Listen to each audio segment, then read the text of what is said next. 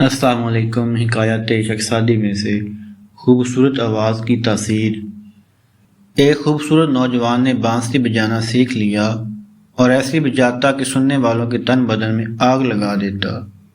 اس کے باپ نے کئی بار اس کو ڈرامہ سمجھ کر جھڑکا اور بانسری کو جلا دیا، مگر وہ باز نہ آتا۔ ایک رات باپ نے جب اس کی آواز پہ کان دھرا تو سما نے اس کو ایسا پریشان کیا کہ مدہوش ہو گیا۔ ہوش آنے پر چہرے سے پسینہ صاف کر رہا تھا اور کہہ رہا تھا کہ اس بار تو بانسی نے میرے اندر بھی آگ لگا دی ہے۔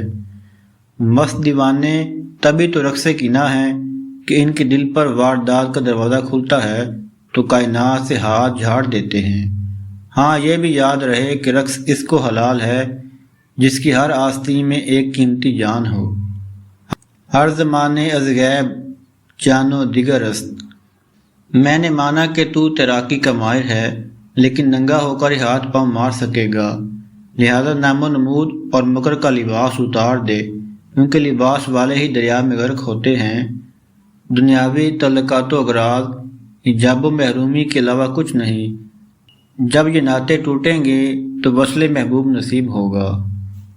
شیخ سعدی علیہ الرحمہ کی حکایت سے ہمیں یہ سبق حاصل ہوتا ہے، جب بانسری کی آواز اور رقص و سرور سے اہل دنیا وجد کرنے لگے ہیں تو جس خوش نصیب نے اللہ کی محبت کا جام پی کر ذکر الہی سے لذت لینی شروع کر دی ہو، اس کو بھی معذور سمجھنا چاہیے، لیکن خالی داموں سے بھی خدا محفوظ رکھے، جیسا کہ ہمارے دور میں اکثریت خالی ڈھولوں کی ہے۔ خدا محفوظ رکھے ہر بلا سے، خصوصاً آج کل کے اولیاء سے۔